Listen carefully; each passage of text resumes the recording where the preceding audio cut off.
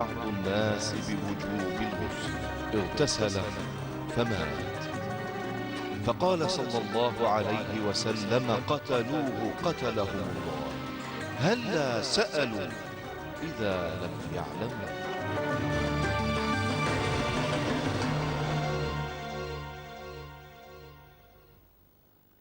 هلا سألوا إذا لم يعلموا. بسم الله الرحمن الرحيم، والصلاة والسلام على سيد الخلق أجمعين. مشاهدينا الكرام حيثما كنتم وأينما وجدتم، أسعد الله أوقاتكم بكل خير. حلقة جديدة من برنامجكم هلا سألوا عبر الخامسة، قناة القرآن الكريم من الجزائر.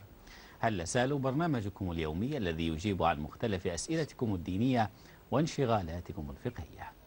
نسعد جدا الحلقة بحول الله أن يرافقنا فضيلة الشيخ الدكتور سعيد بويزري، مجيبا بحول الله عن كل ما تطرحونه من أسئلة وما تتفضلون به من انشغالات. مرحبا بك دكتور سعيد. الله يبارك فيك أخي أحمد. الله يهنيك. الله يبارك فيك.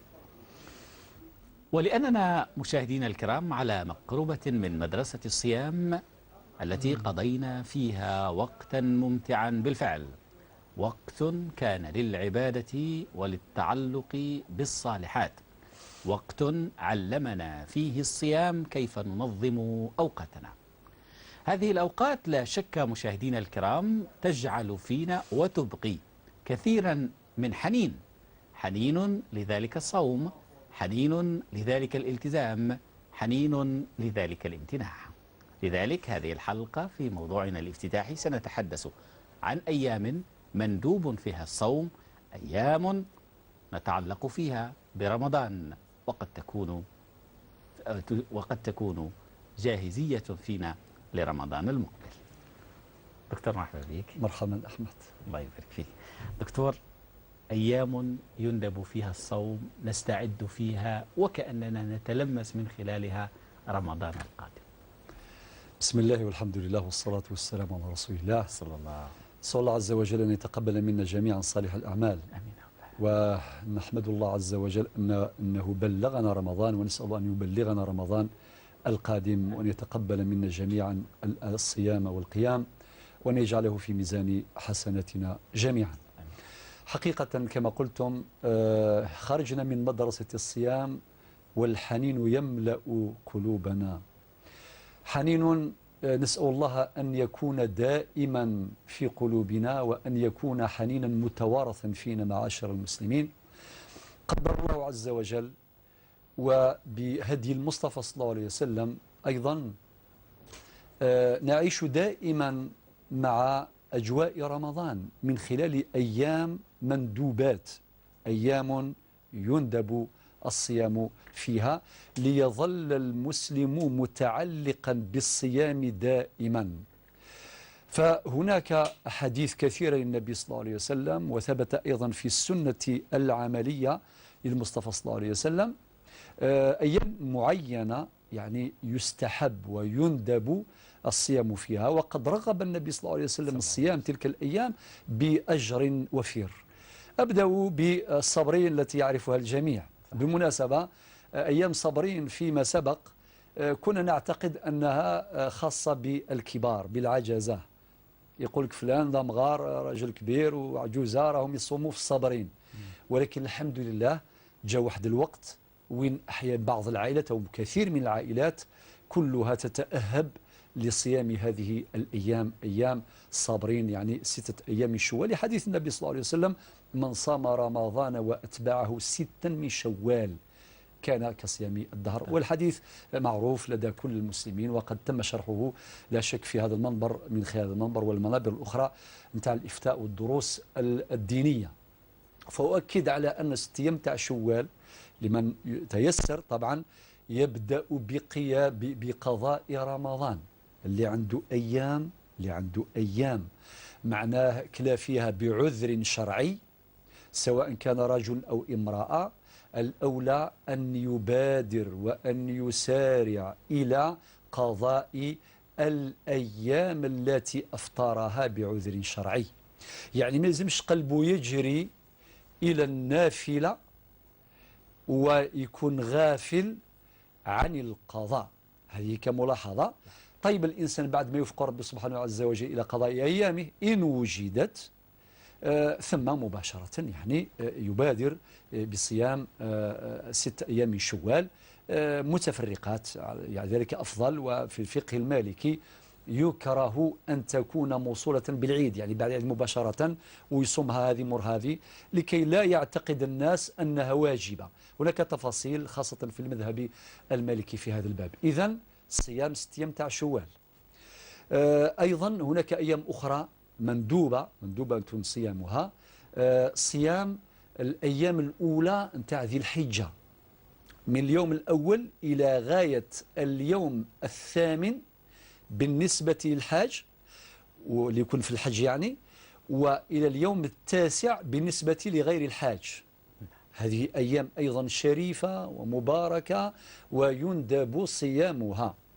كذلك صيام يوم عرفة لغير الحاج، ونوضح أن الحاج ما يصومش هناك، يكون في بيت ربي سبحانه، يكون في عرفة. اللي يكون خارج الحج، خارج البقاع المقدسة، خارج عرفة، ما هوش حاج، يندب صيام يوم واحد اللي هو يوم عرفة.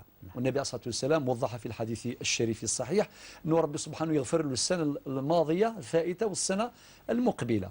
طبعا مثل هذا الترغيب، مثل هذا الأجر الكبير العميم يزرع الأمل في قلوب المسلمين، هذا الأمل الذي يدفعهم إلى العمل. النهار اللي يعرف واحد يقول يعني هذا مشروع استثماري كبير مع الله عز وجل، نصوم نهار ربي يغفر لي العام اللي فات والعام اللي جاي. إذن هذا ترغيب للمصطفى صلى الله عليه وسلم باش يزرع فينا حب صيام يوم عرفة. ونحن عارفين أنه يعني يوم عرفة هو ركن من أركان كما نعلم، يعني كما قال النبي عليه الصلاة والسلام في الحديث الصحيح: الحج عرفة، الوقوف بعرفة ركن من أركان الحج. طبعا بالنسبة للحاج، ولكن لغير الحاج يندب له الصيام يوم عرفة. وكذلك صيام أيام ما تيسر من أيام رجب، من أيام شعبان، وقد وضح ذلك فيما سبق.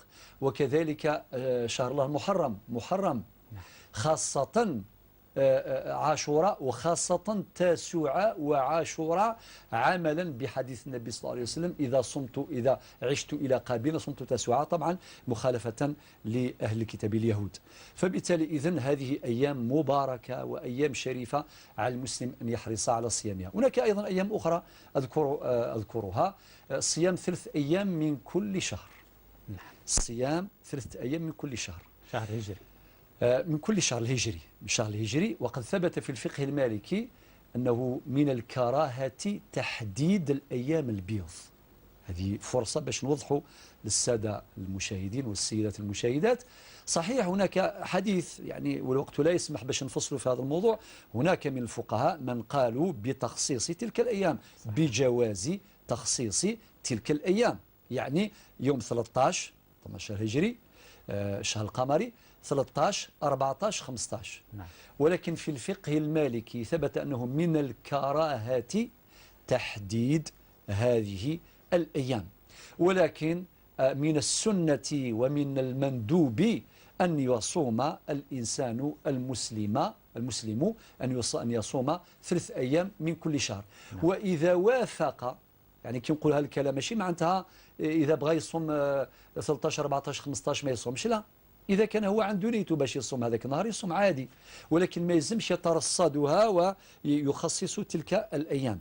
هذا هو اللي في حكم الكراهة في المذهب المالكي. إذن هذه أيام شريفة ومباركة، إضافة إلى يومي الاثنين والخميس.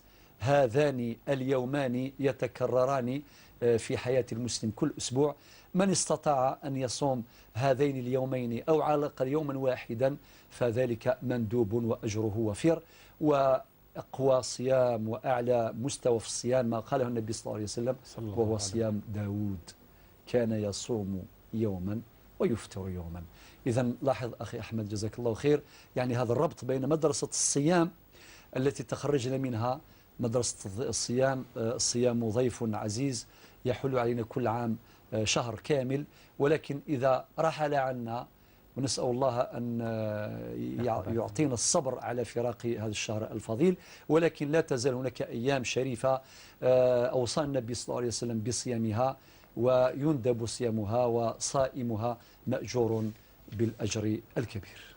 أحسن الله إليك فضيلة الشيخ دكتور سعيد البويزري، وشكرا جزيلا على ما تفضلت به. لا سألوا عبر الخامسة قناة القرآن الكريم من الجزائر تواصلوا معنا عبر البريد الإلكتروني للبرنامج أو عبر أرقام الهاتف التي تظهر اللحظة. سيد أحمد، تواصلوا معنا نجيبكم بحول الله عن كل ما تتفضلون به من أسئلة وما تتقدمون به من انشغالات. هذه أرقامنا وتواصلوا معنا. قبل ذلك، قبل ما نبدأ في استقبال المكالمات، استبقينا سؤالين لكل من المتصلة، الأخت سميرة من البليدة والأخت منى من الندية. الدكتور سعيد، تقول الأخت سميرة أنها تشعر بأنهم سحروها، ذلك أن بعضا من عائلتها قد رمى عليها شيء من البيض وإلى غير ذلك، فتشعر بأن تعطيل زواجها إنما هو سحر قد ألم بها، فتقول أنها فقدت ربما الثقة بمحيطها وبحياتها، فتسأل كيف تتصرف مع الناس وكيف تتصرف أيضا في محيطها. دكتور بويزري. شوف يا بنتي سميرة من البليدة، نقول لك لا يجوز بناء الأحكام على مجرد الشكوك، لا يجوز. لكن تقول تشعر بأني مسحورة. ليس كل بنت لم تتزوج تولي تفكر أنه هناك ناس حسدوها وبغاو يضروها إلى آخره. والشيطان الرجيم له دور كبير في إفساد ذات البين. صحيح. يعطي لها تخيلات، أفكار سوداء، دي زيد نوار، أفكار سوداء، يقولها باللي فلانة ولا فلان يحسدوك إلى آخره، هم يتمنولكش الخير وهكذا. هذا أمر غير مقبول. احنا عندنا قاعدة شرعية نقول اليقين لا يزول بالشك ولكن يزول بيقين مثله. يعني لا يجوز الإنسان يبني أحكامه وحياته كامل يبنيها على مجرد شكوك أو ريب. حتى كتكون خلافات ربما بين أفراد العائلة الواحدة، ما يلزمش واحد أي تصرف يتصرف ذلك الشخص يقول هذا قاصدني، ما بغاليش الخير ودار لي الشر ودار لي السحور إلى آخره. هذه تهم خطيرة جدا. وحنا في شريعة الله عز وجل أمرنا بنص القرآن بالتبين. ربي قال فتبينوا أن تصيبوا قوما بجهالة فتصبحوا على ما فعلتم نادمين. لا يجوز شرعا الإنسان يتهم ولا يبني هذا الموقف على مجرد شك. لم تتزوجي، أسأل الله عز وجل أن يرزقك زوجا صالحا مؤمنا عاجلا لا آجلا. كثري من الدعاء، من تلاوة القرآن الكريم. ربي قال في القرآن ادعوني أستجيب لكم. المستي الصلاح في أي إنسان رجل كان ولا امرأة طلبي منه الدعاء باش يدعي لك، هذا أمر مشروع.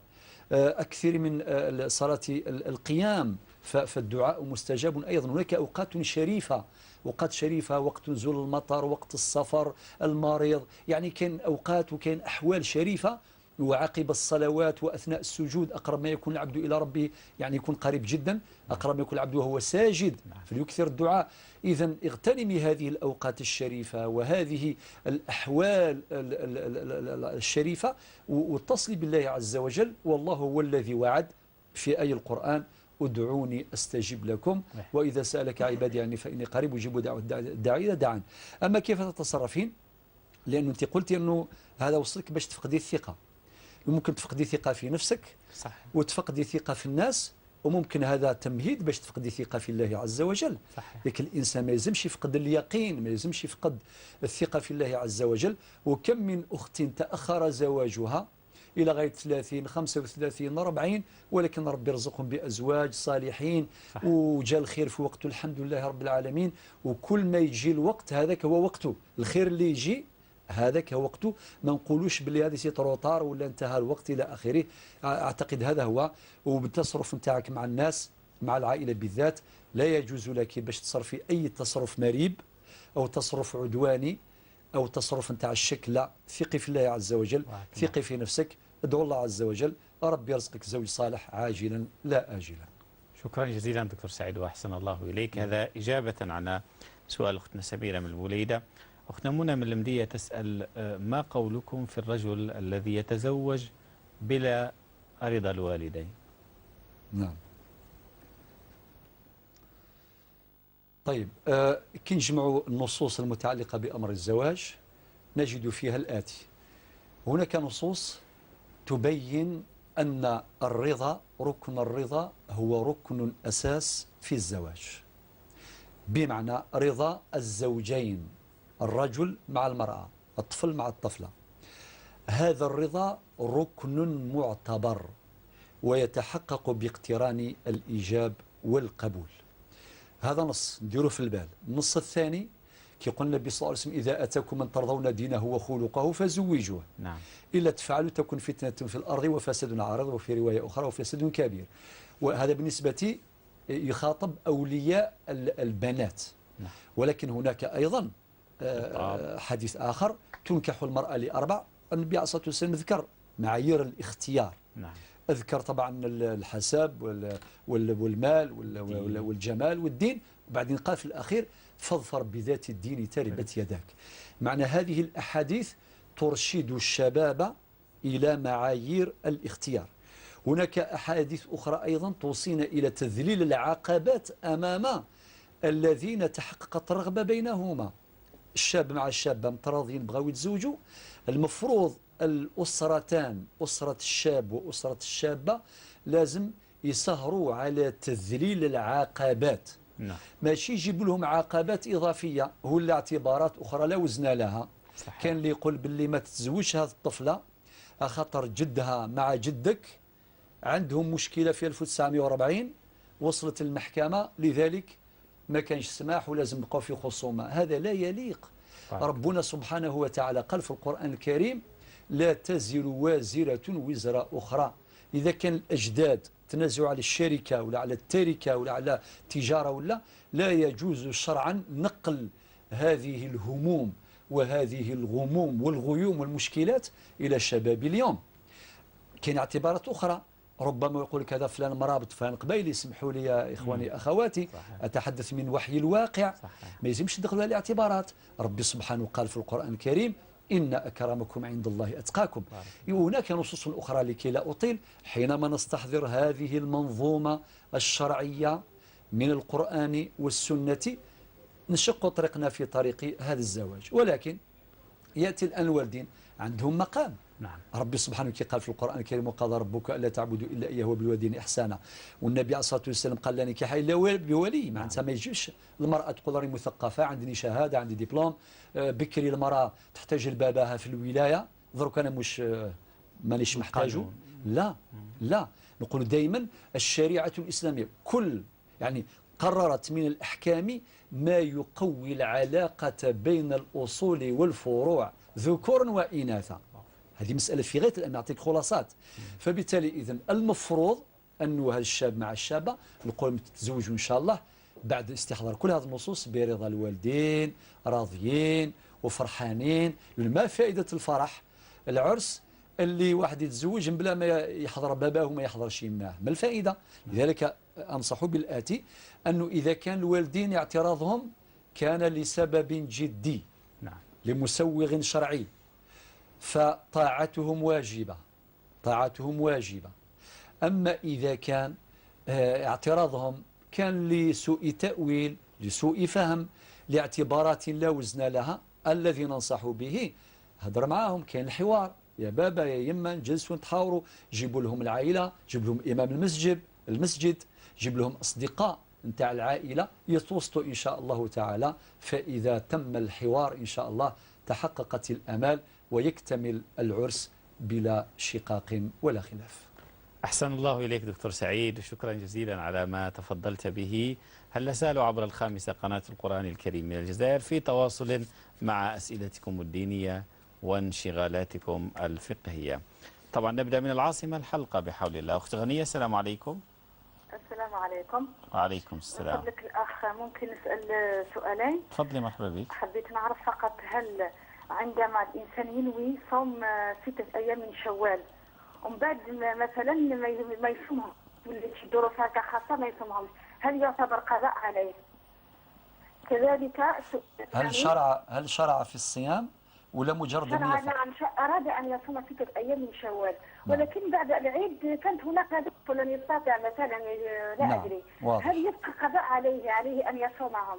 بارك الله. والسؤال الثاني؟ الثاني من فضلك صيام هذه الصيام حسنات 6 أيام شوال، إذا مثلا وقع شيء مثلا كيفاش نقول لكم وقع مثلا قيا أو حموضية في الحلق، هل يجيب قضاء ذلك اليوم الذي نويت فيه صوم حسنات؟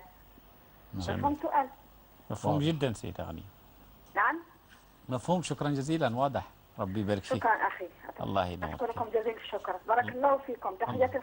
تحياتي الخالصة للأستاذ كذلك. الله يبارك فيك. شكرا أختنا غنية، ربي يبارك فيك. هذه أخت غنية من العاصمة. اتصال آخر. طيب قبل ما نجاوب أختنا غنية، أخونا عمر من تيزي وزو شيخنا يسأل: سمعت إقامة الصلاة عن طريق مكبر الصوت، هل يجوز لي الجري لألتحق بصلاة الجماعة في المسجد؟ نعم، بارك الله فيك وبارك الله في أخونا عمر. نقولوا هذا السؤال يخلينا باش نتكلم عن ظاهرة. الناس كي تسمع الإقامة في المسجد وتسمع أصوات الأرجل، يعني الناس تجري باش يلتحقوا بصلاة الجماعة. نعم. هو من جهة أخي أحمد مظهر حسن، صحيح. الناس عندهم حرص صح. خاصة الشباب، يعني أمثالكم هكذا تجري، والله يبارك، شيء طيب. ولكن لا النبي عليه الصلاة والسلام قال في الحديث الصحيح الصريح، قال كي تسمعوا الأذان وتسمعوا الإقامة، واحد باش يجري يعني يروح للمصلى، قال وأتوها، يعني أتوا الصلاة وعليكم السكينة. السكينة معنى الهدوء، واحد يروح بسكينة، وقار. وبعدين قال فما أدركتم فصلوا وما فاتكم فأتموا، صلى الله عليه وسلم. هذا حديث صحيح أخرجه الإمام المالك والإمام البخاري وغيرهما من الأئمة الأعلام. إذن كي نشرحوا هذا الحديث فيه 3 نقاط أساسية. النقطة الأولى الأمر بالسكينة، واحد يروح إلى المسجد لا حرج أن يسرع الخطى، ولكن الممنوع هو الجري أو الهرولة، هذا هو اللي ممنوع. أما أنه يسرع الخطى نميز بينهما، واحد يسرع الخطى لا حرج، ممكن أن نسمع الإقامة عبر مكبر الصوت ونمشيو كما أخونا عمر، نمشيو بهدوء، ولكن كي نسمعوا لا حرج أن نسرع قليلا الخطى، ولكن بلا جري ولا هرولة. إذن الحديث أجاب عن السؤال في النقطة الأولى. الأمر الثاني قال فما أدركتم، يعني ما أدركتم. إذا كان دخلنا صلاة العصر مثلا وصلاة المغرب، خلاص دركنا ركعتين، الله يبارك نصلي مع الإمام ولنا أجر الجماعة. صح. طيب أخي عمر، إذن لك أجر الجماعة، ولكن تتمة الحديث النقطة الثالثة قال وما فاتكم فأتموا. نعم. الشيء اللي فاتك اقضيه بعد ما يسلم الإمام، أنت تنوض طبعا حسب الحالات نتاع ترقيع الصلاة، وترقع صلاتك، وكي تكمل ترقيع صلاتك تسلم، وبعد التحيات والصلاة الإبراهيمية تسلم، ونسأل الله القبول والصلاة بهذا الشكل صحيحة. إذن خلاصة القول إسراع الخطى أمر مباح شرعا، ولكن الهرولة والجري أمر مخالف للسنة. ولكن إذا حدث أنه أحد الإخوة جراو الحق بالإمام، ما نقولوش عود صلاتك، نقول صلاتك صحيحة، نسأل الله القبول. شكرا جزيلا فضيلة الشيخ دكتور سعيد. إلى أختنا غنية من العاصمة في اتصالها، تتحدث عن من ينوي صوم 6 من شوال ثم لا يكمل هذا الصوم، فهل عليه قضاء الأيام في الأشهر القادمة؟ نعم أختي غنية، الجواب صريح وواضح. أنت درتي النية أثناء رمضان المعظم أنك تصومي 6 متاع شوال، عمل بحديث النبي عليه الصلاة والسلام ذكرناه آنفا: من صام رمضان وأتبعه 6 من شوال كان كصيام الدهر. نعم. معنى حبيت يكون عندك أجر نتاع عام. والحديث النبي عليه الصلاة والسلام يقول: إنما الأعمال بالنيات وإنما لكل امرئ ما نوى. هذا حديث جامع. أولا نقول لك بإذن الله تعالى الأجر ثابت بمجرد النية. درت النية، فإذا طرأت عليك طوارئ، عوارض معينة، ظروف معينة، فبالتالي لا حرج عليك، صوميها في شوال. إذا قدرتي الله يبارك، ما قدرتيهاش روحي لذي القعدة، روحي العشر الأوائل من ذي الحجة، ولا حرج عليك. لو كان واحد بدأ صيام مثلا يوم تطوع، وبعدين كما ورد في حديث السيدة عائشة، حديث صحيح ورد يعني في الصحاح وفي السنن، أن السيدة عائشة كان صيمة صيام تطوع صيام نافلة، ولكن مع حفصة. بعدين جاء من يهديهم هدية، وبعدين فطروا النبي صلى الله عليه وسلم أمرهم بقضاء ذلك اليوم صلى الله عليه وسلم. لماذا الإنسان شارع في الصيام، جوا العشرة نتاع الصباح ولا 12 تاع النهار، من بعد بغى فطر، فبالتالي هذا يقضيه. أما مجرد النية كما ورد في سؤال أختنا غنية، أنت نويتي أنك تصومي 6 أيام تاع شوال، وصل شوال ولكن حصلت لك أعذار، فليس عليك حرج في عدم صيام تلك الأيام، فهي صيام أيام تطوع النافلة، ممكن تصوميها بعد ما تزول تلك الظروف في ذي القعدة أو في ذي الحجة، نسأل الله القبول. شكرا جزيلا فضيلة الشيخ دكتور سعيد بوزدري، وأحسن الله إليك. سنجيبها عن سؤالها الثاني، ولكن قبل ذلك السيدة أم عبد الرحمن سكيكدة. السلام عليكم. وعليكم السلام ورحمة الله. أخي عندي سؤالين إذا كان ممكن. ممكن أكيد، تفضل. السؤال الأول هو عندي بعض الإفرازات من الرحم دائمة لا تنقطع أبدا، وهي باللون الأصفر، ومعلوم أن الحيض يتدرج من لون الحمراء إلى الصفراء، ويختلط علي الأمر بين صفرة الإفرازات التي تنزل علي وبين صفرة الحيض، فلا أميز الطهر، فلا أعرف متى أطهر. هل يمكن في هذه الحالة أن أعمل بعدم التمييز كما كانت لا تميز حملة بنت جحش، أو لا أدري ما اسم الصحابية التي لا تميز بين دم الحيض ودم الاستحاضة، فقال لها الرسول صلى الله عليه وسلم تحيضي 6 أو 7، فهل يمكن أن أتحيض 7 أيام دون أن أستظهر؟ هذا هو السؤال الأول. والسؤال الثاني سيدة؟ السؤال الثاني إذا كان ممكن. تفضل سيدة ماذا؟ أخي الكريم، أنا زوجي يعمل في إحدى المديريات. أين يعمل؟ نعم. أين يعمل؟ في إحدى المديريات. مديريات؟ مديرية سكن. طيب جميل. نعم. نعم أخي، ويتلقى هدايا من طرف شركات متعاقدة كشركة صينية أو غيرها، وهو يتلقى هدايا ثمينة من هذه الشركات، كمثلا ميكرو بورتابل، أحيانا بورتابل، أحيانا وهدايا أخرى. فهل يجوز لنا استعمال هذه الهدايا مع العلم أن هذه الشركات لا تتلقى أي امتياز من طرف زوجي في خدمات معينة، هو يعاملها كأي متعامل آخر؟ طيب، جزاك الله خيرا وبارك الله فيكم يا أخي. ربي يحفظك سيدة أم عبد الرحمن، شكرا على. السلام عليكم. وعليكم السلام ورحمة الله. أخت غنية، في سؤالها الثاني دكتور تتحدث عن صيام 6 من شوال، ولكن قد يأتي عارض قيء إلى غير ذلك، فهل تقضي ذلك اليوم؟ نعم.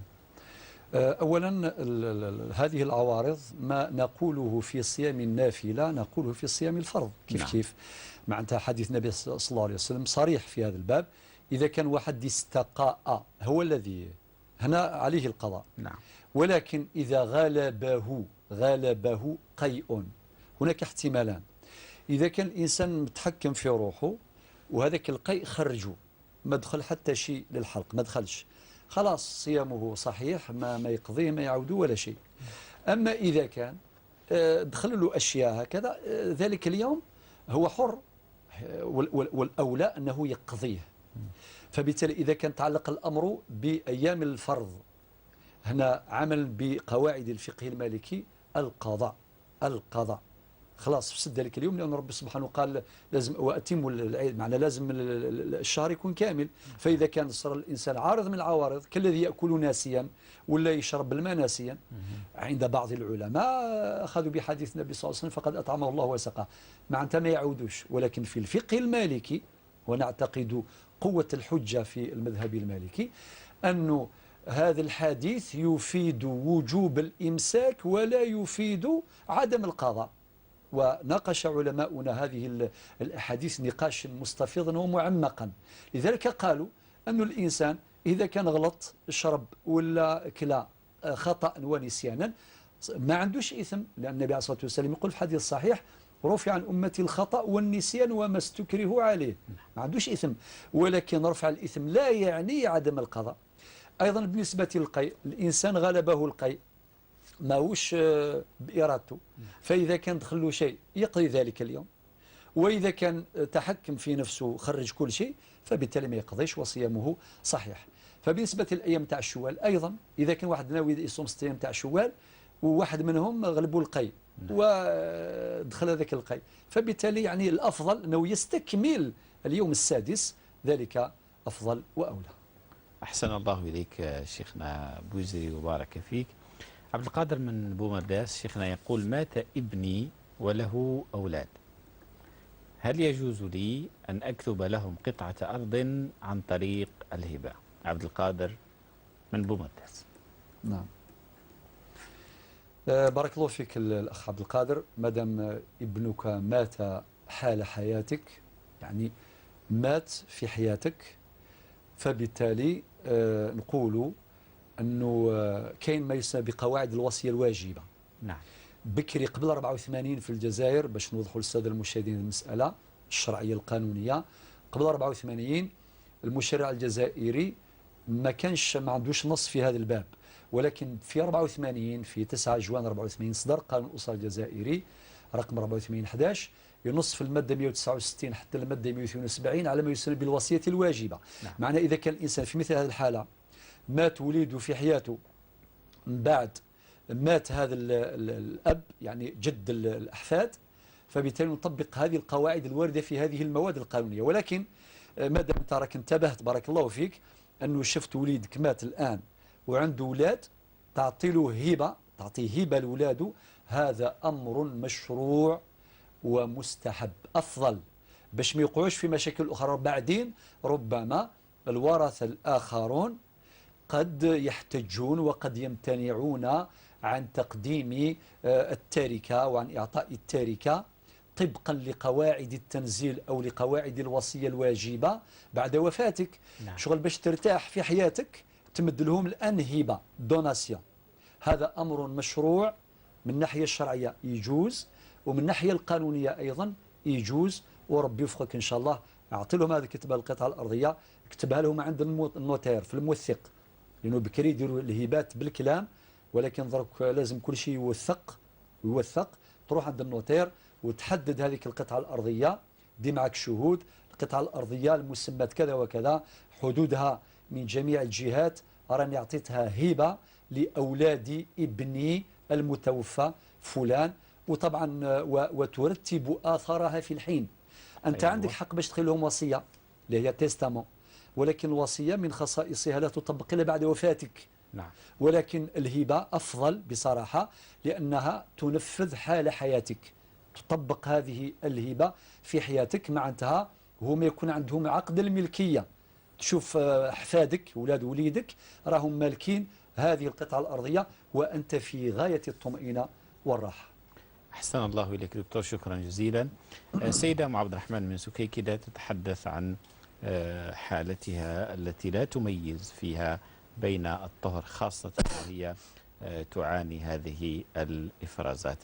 ما قولكم عندما لا يلم أو لا تلم المرأة بالتمييز؟ نعم.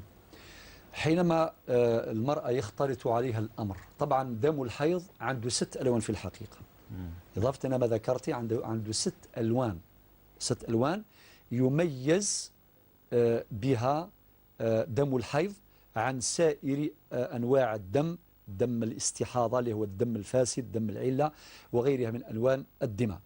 فبالتالي إذا اختلط عليك الأمر ومش قادرة باش تميزي، عندك جملة من الحلول.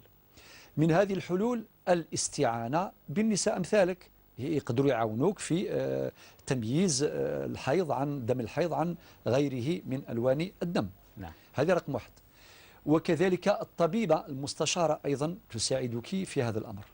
والحل الثالث أنك تعمل بما عملت بهذه الصحابية الجليلة، تكفي 7 أيام والسلام، ولا تبحث وأنت الآن في حل من الأمر. معناتها لست ملزمة بالتدقيق والوقوع في الحرج.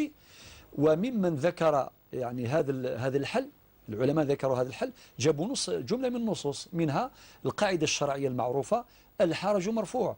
مش المرأة اللي عندها هذه الإفرازات الدائمة في كل شهر تبقى كل ما تجي هذيك الدورة وبعدين تبقى في حرج شديد وتميز وتدقق إلى آخره. قادرة تخدمي بالطريقة اللي خدمت بها الصحابية وما عندكش إثم وما عندكش حرج. كما قدر أيضا عندك حل الرابع وهو مهم جدا ونوصي به، وهو طريقة نتاع الاستظهار. تشوفي العادة نتاعك شحال وتزيدي، هذه شرحت مرارا يعني في هذا المنبر، ولعل الأخت يعني تبعت هذا الموضوع. استظهري 3 أيام، وما بعد ذلك يعتبر دم فاسد، دم استحاضة. وبعدين حكم الحيض يرفع. الصلاة تولي تصلي، لكل صلاة وضوء، تروحي توضعي وتصلي، وإذا كان عندك صيام تصوميه، وتديري سائر العبادات وقراءة القرآن وغيرها من الأعمال التعبدية الأخرى. أحسن الله إليك دكتور، شكرا جزيلا. نشير فقط للسيدة أم عبد الرحمن التي لا زالت على الخط، لأنه من الضروري تحرير الخط لصالح المشاهدين الكرام. وشكرا جزيلا سيدة أم عبد الرحمن من سكيكدة. الجوهر من العاصمة تقول: طلقني زوجي لفظا منذ 5 أشهر، تصالحنا في شهر رمضان الفائت هذا المبارك، ما هي إجراءات الرجعة فضيلة الشيخ؟ نعم. الأخت الجوهر من العاصمة نفيدها بما يأتي بيانها. هي تقول: طلقني زوجي لفظا. لابد من وقفة عند هذه الكلمة. هذا الطلاق واقع، هذا الطلاق واقع يرتب آثاره الشرعية. يعني ماشي حتى يروحوا للمحكمة باش يخرجوا جوجمون حكم باش نقولوا راهي طلاق، لا.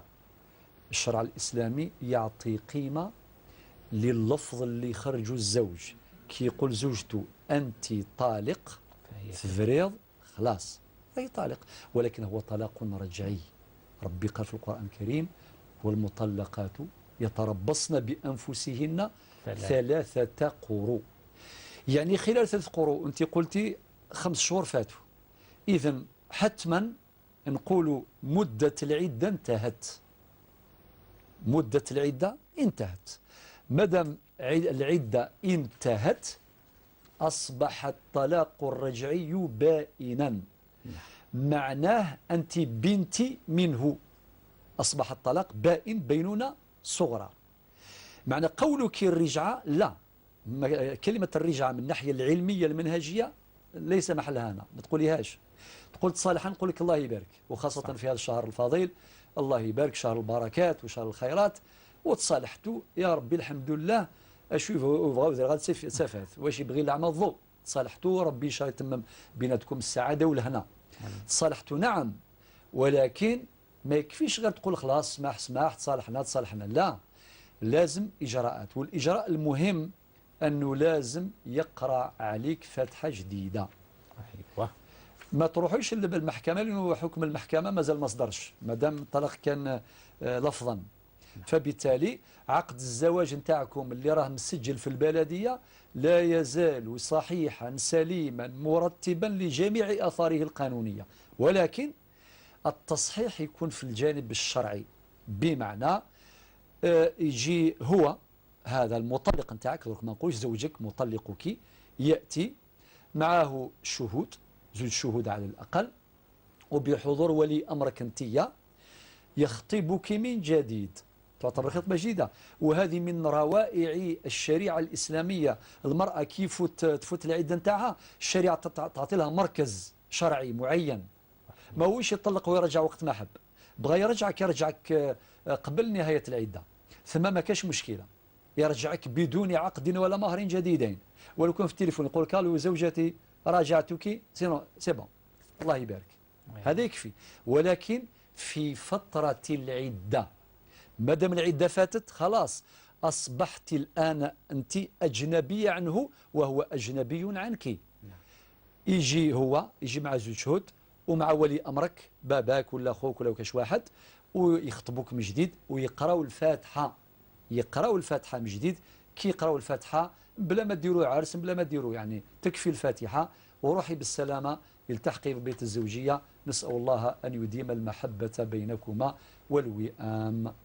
أحسن الله إليك دكتور، وإن شاء الله تكون كل بيوتات الجزائريين بوئام ومحبة بحول الله. تسأل عن زوجها دكتور وهو العامل في مديرية مهمة ويتلقى هدايا من مؤسسات متعاقدة تقول أنها ثمينة، وهي تتحرى هل أستعمل هذه الهدايا التي لا تضمن لهؤلاء الشركاء أي ميزة أو أي أفضلية على الآخرين، وإنما تلج بيتها ويدخلها زوجها عليها، فهل تستطيع استعمالها؟ قبل ذلك اتصال الحاج من تيبازاس. السلام عليكم. السلام ورحمة الله. وش الحاج لباس؟ لا بأس الله يهديك. الله ينورك. سؤالك سيدي. ماشي غفر أنا مع إذا راك معنا الحاج، تفضل تفضل بسؤالك. أنا عندي سؤال عن الحفاظ على الفترة تاع رمضان. أيوة. أنا لحق الوقت تاع كيما هما يقولوا خرج الفترة تاعك نهار أو يومين قبل. أيوة.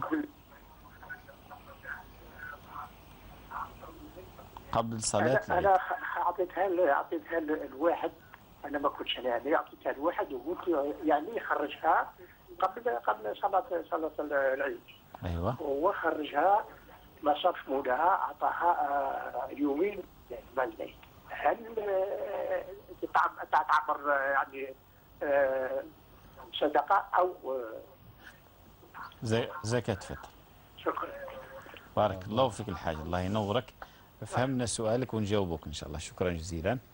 نعود إلى زوجها، زوج السيدة أم عبد الرحمن. أم عبد الرحمن. نعم، من سكيكدا. أبو عبد الرحمن.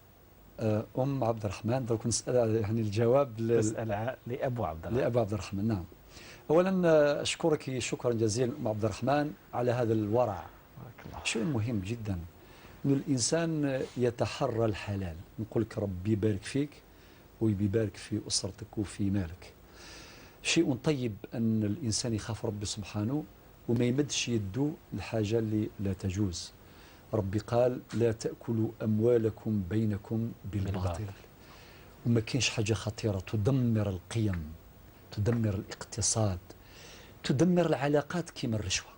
صح. ولكن ذكرت هذا طبعا هذا الموضوع ما عندوش علاقة بالسؤال، ولكن نقول لك يا أختي العزيزة مادام زوجك يتلقى هدايا ما كانش هناك مقابل، لا أفضلية لشركة من الشركات ولا امتياز. ومتى تكون هذه الهدايا ممنوعة وحراما محرمة؟ إذا كان دونون. أيوة. قال الشركة متعاقدة يعطي لها أفضلية، أسبقية، امتياز، وهي تفهم روحها تعطي لها هدايا. نقول لك في هذه الحالة هذه الهدايا لا تجوز، تأخذ حكم الرشوة، والرشوة حرام.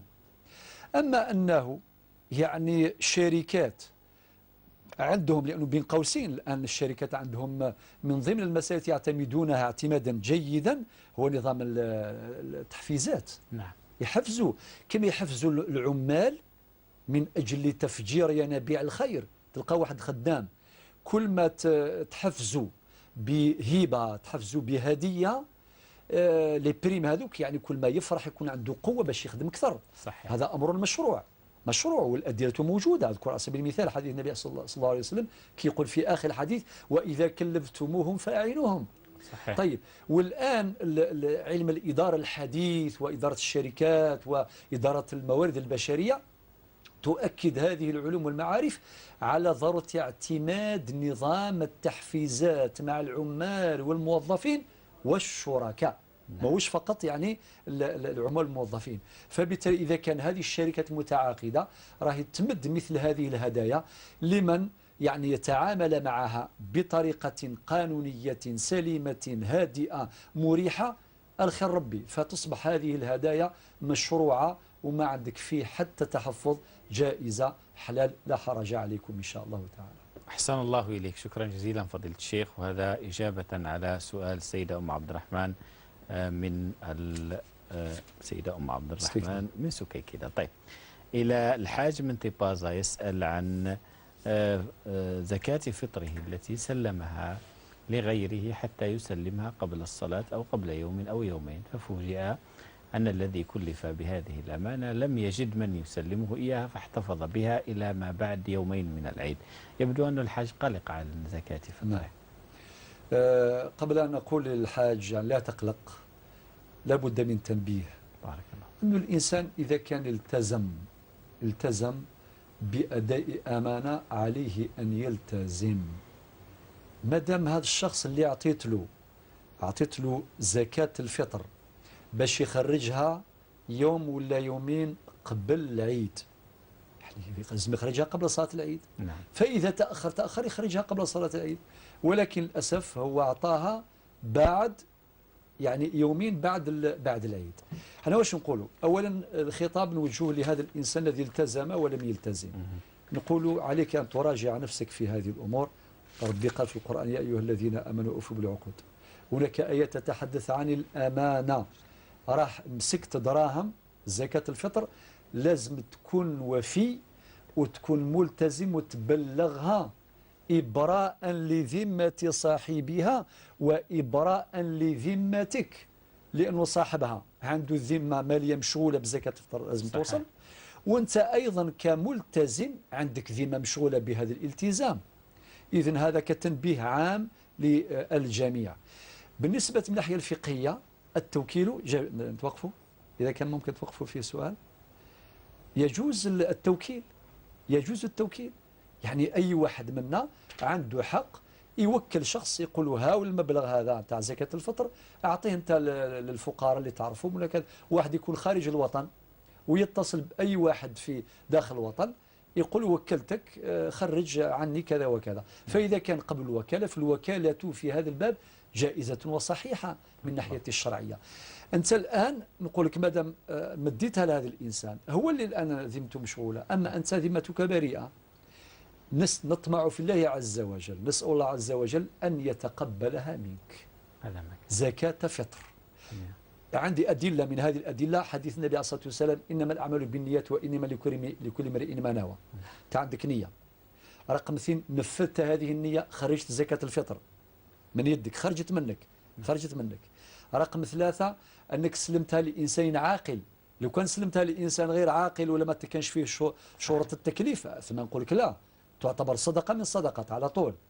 ولكن يفترض أن هذا الإنسان طبعا عنده كل الشروط اللي تخليه باش يعني ينفذ هذه الوكالة. وهو نرجعوا ليه، إذا فرط فعنده إثم التفريط، وإذا كان نسى نسأل الله أن يرفع عنه الإثم، لحديث النبي عليه الصلاة والسلام: رفع عن أمتي الخطأ والنسيان وما استكره عليه. بالنسبة إليك إن شاء الله نطمع في الله عز وجل أن تكون ذمتك بريئة، لا تقلق لا تحزن. نسأل الله أن يتقبل منك الصيام والصلاة والقيام ويتقبل منك زكاة الفطر. منا جميعا. شكرا جزيلا دكتور على هذه الإجابة، وشكرا أخونا الحاج. إلى خنشلة أختنا سعيدة، السلام عليكم. وعليكم السلام ورحمة الله. مرحبا بك، سؤالك؟ الحمد لله، كيف الحال؟ سؤالك؟ عندي سؤال. تفضلي. يزيد فضلك، هو يعني مخربط شوي ولكن جزاكم الله خير تسويلي في هذا الأمر. تفضلي أخت سعيد. ماشي، بارك الله فيك. كنا عندنا جيران من الصحراء. أيوة. ما بقاوش يعني حذانا، ولكن في هذاك الوقت عندي الجدة نتاعي عندها عمتي صغيرة ترضعها، والجارة هذه عندها بنتها الكبيرة ثاني ترضعها، وهنايا يما عندها خويا كبير يرضع ثاني. الجدة نتاعي حكمة رضعتهم من 3، ولد بنت الجارة وخويا أنا وعمتي. من بعد ذاك رحلت الجارة هذيك، رجعت للصحراء وزادت رزقها ربي بالولاد، ويما رزقها ثاني ربي بالولاد، ورحلت زمان عاود رجعت خطبتني أنا.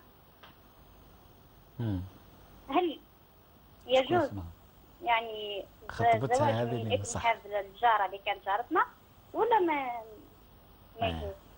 دكتور الحق يعني مخربط صح. اللي خطبها هو شكون؟ ابن السيدة هذا هو اللي خطبك؟ اهي ابن سيدة. من بعد هذيك الطفلة اللي رضعتها الجدة نتاعي زادت الوالدة نتاعها ولدت 3 أولاد، هذاك الثالث جا خطبني. طيب نسألك سؤال الأخت سعيدة. تفضل. انت رضعتي من هذه الجارة؟ لا لا لا لا لا، خويا الكبير اللي رضع مع الجدة نتاعي. خوك الكبير هو اللي رضع من الجدة؟ اها. انت ما رضعتيش لا من الجارة ولا من الجدة؟ لا لا. طيب واللي جا خطبك هو ابن هذه الجارة؟ ها الثالث بعد الطفلة اللي رضعتها الجدة نتاعي. نعم لا يهم. نعم واضح. واضح السؤال؟ واضح جدا الدكتور بويزة. السؤال الثاني بارك الله فيكم. تفضلي. عندي الوالدة نتاعي في رمضان هذا أكرمكم الله عندها جاتها العادة 5 أيام، عادت ارتست نورمال، قامت ومن بعد ذاك السمانة عاودت ولات. هل تقضي الأيام اللي عاودت جاتها العادة الثانية ولا أيامها صحيح؟ نجاوبوك إن شاء الله أخت سعيدة. جزاك الله خير وبارك الله فيكم. شكرا جزيلا بارك الله فيك. شكرا. دكتور مفهوم السؤال الأول؟ نعم. ماشي مخربط؟ مخربط ولكن بعد واضح يعني. الله يبارك. تفضل دكتور. طيب نجاوبوا سعيدة مباشرة. مباشرة. فهمني أنا أيضا يعني. صحيح. هو فيه قاعدة فقهية ذهبية نعتمدها تنحل كاع هذه المشاكل. هي طريقة طرح السؤال نتاعها جدتي جارتي إلى آخره من الصحراء وإلى آخره. ذكرت كل هذه الأمور. هي السؤال الدقيق الذي يجب أن يطرح: هل هي سائلة سعيدة رضعت من واحدة من هذون؟ إذا كان هي رضعت تجري عليها أحكام التحريم. أما إذا كان هي ما رضعتش ما عندها حتى علاقة بالموضوع. هذه مسألة مهمة. يعني نشرح لك الأخت سعيدة كالآتي. ممكن نأخذ هذه الورقة البيضاء نقولوا أنت راكي هنا إذا كان وخوك راه هنا خوك.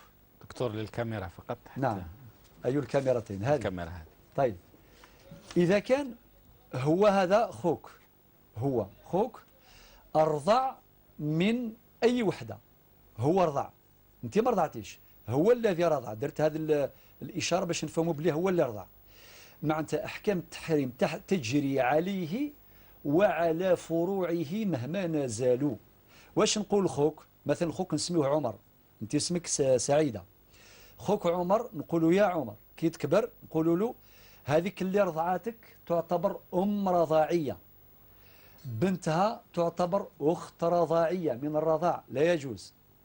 الأم اللي رضعتك تعتبر جدة رضاعية. أخت الأم اللي رضعتك تعتبر خالة رضاعية.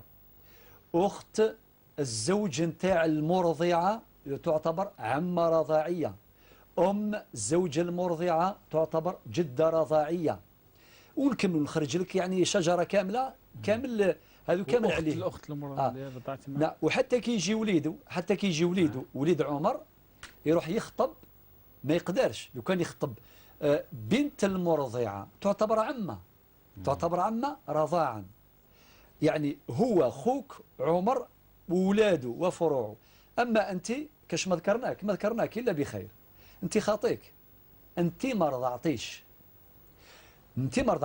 لو كان الأم نتاعك، هنا نقدر نعكسه، لو كان الأم نتاعك رضعت هذا الشاب ابن الجارة اللي جاي خطبك، نقولوا هذا الزواج لا يجوز خاطر انت راكي اختو من الرضاعة. ما قلناه من أحكام شرعية على أخوك تنطبق على ذلك الولد اللي رضع من يماك. أما أنت لم ترضعي، أنت ما رضعتيش، مادام ما رضعتيش اللي جاي يخطبك من هذوك ما كان حتى مشكل، بشرط يكون جائز يعني مباح. يعني هذا الزواج مباح توفر فيه الشروط الأخرى وما يكونش هناك تحريم لسبب آخر. أحسن. أعتقد أن واضح معنى هذا الزواج صحيح ليس فيه أدنى حرج، يمكن باش تكون هذه النسبة. وإذا كان أخت سعيدة مازال عندها الشك ولا غدوة أيضا نكون فيها لسألوا، ممكن تعود تصل إن شاء الله ونفيدها بمزيد البيان. شكرا جزيلا فضيلة الدكتور وأحسن الله إليك. في سؤال أخير لأيوب عند دفلة. أيوب السلام عليكم. أساتذتك الكرام، السلام عليكم وعيدكم مبارك وكل عام وأنتم أطيب إن شاء الله. ربي يبارك فيك أيوب، الله ربي يبارك يحفظك. فيكم ويعني ونشكركم جزيل الشكر على هذه المعلومات القيمة التي تدلون بها. بارك الله فيك أيوب. غبت علينا في رمضان أيوب. أنا معكم دائما والله، أنا أسمعكم دائما يعني حتى وما نتصل معكم دائما وأتنور بهذه المعلومات القيمة الفقهية ما شاء الله. يا أخي ما كانش يغلبك رمضان. لا لا لا لا واحد. سؤالك أيوب حبيبي. يعني أقولها لك من باب فأما بنعمة ربك فحديث اليوم إني صائم إن شاء الله وراني معاكم وغالبني لا رمضان لا والو. الله يبارك. ربي يبارك. السؤال الأول حتى أكون مختصرا. تفضل. السؤال الأول، في أحد الأيام في رمضان أذن المؤذن عندنا في المصلى الخاص بنا مع الأذان الخاص بالجزائر العاصمة يعني، ونحن نعلم أن المدة بيننا وبينكم هي 5 دقائق، ولكننا فطرنا على هذا الأذان. هل نعيد الصيام أم لا نعيد الصيام مع أنه مع العلم أن الشمس كانت قد غربت؟ السؤال الثاني، في تلك المصلى يوجد شيخ وهذا الشيخ لطالما نصحنا لا يحسن قراءة القرآن ودوما يقدمونه للصلاة بنا. فمثلا في من القراءات فيقول فأما بنعمات ربك فحدث، أو يقول فمن يعمل مثقال ذرات خيرا يرى. أنا صراحة تحرجت من هذا الأمر مع العلم أنه يوجد أشخاص يحسنون قراءة القرآن لكنهم دوما يقدموه، وأنا لم أنصحه في هذا تجنبا للفتنة، فأفيدونا رحمكم الله. شكرا. نجاوبك إن شاء الله. بارك الله فيك أيوب، شكرا جزيلا. الدقائق الأخيرة للبرنامج سنحاول أن نجيب 3 أسئلة بدقة متناهية كما عهدناك دكتور. الأول يتعلق بوالدة السيدة سعيدة بعد عادتها في 5 أيام حدث بعد ذلك، فماذا تسمى وماذا عن صلاتها وصيامها؟ نعم، أولا مدة الحيض ممكن تكون 5 أيام، ممكن تكون أقل، ممكن تكون أكثر، فبالتالي العبرة بتمييز دم الحيض عن غيره من الدماء. فإذا تيقنت أنه كانت حائض وبعد ذلك انقطع عنها الحيض تشرع في صلاتها وصيامها عادي. فإذا عاد إليه الحظ مرة أخرى وتأكدت من أنه دم الحيض خلاص تجري عليه أحكام الحيض عادي. المهم العبرة بتمييز هذا الدم، وإذا تأكدت من ذلك تجري عليها الأحكام. لأنه بعض النساء عندهم ما يسمى باضطراب دورة، هذه الدورة نتاع الحيض، فبالتالي إذا كان صار اضطراب لا حرج أن يحصل ذلك. المهم هي تتأكد، العبرة باليقين.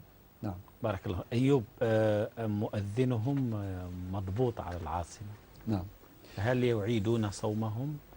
وقال ولكن رغم ذلك يقول أن الشمس غربت ولكنه أذن مع آذان العاصمة وقبل 5 دقائق من المعروف، عند دفلة تقريبا بينه وبين العاصمة 5 دقائق 4 دقائق.